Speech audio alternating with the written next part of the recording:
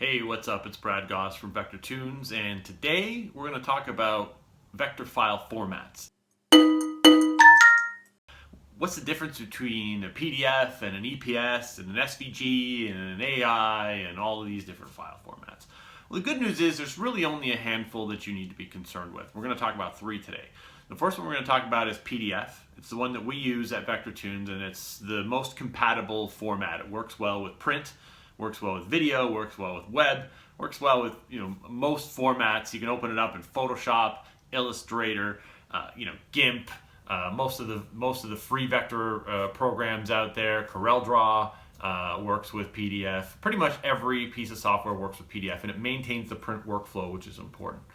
The next one we'll talk about is EPS. EPS is like the original file format for vector graphics. It was established years and years ago, and it was for a print workflow. It stands for Encapsulated PostScript, and it was also invented by Adobe. But PDF is kind of the new sort of 2.0 version of EPS that Adobe has come out with as a vector file format. It's a little bit more compatible. The last one we'll talk about is SVG.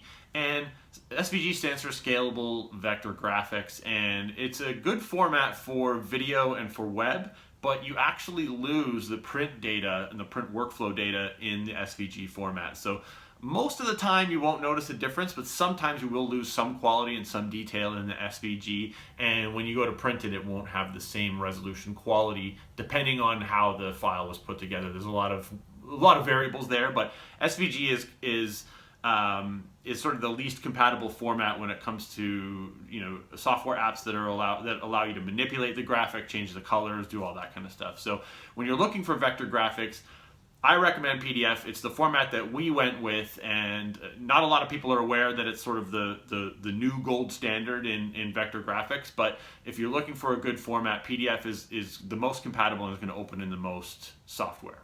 Don't forget to check out Vector Tunes if you need vector graphics.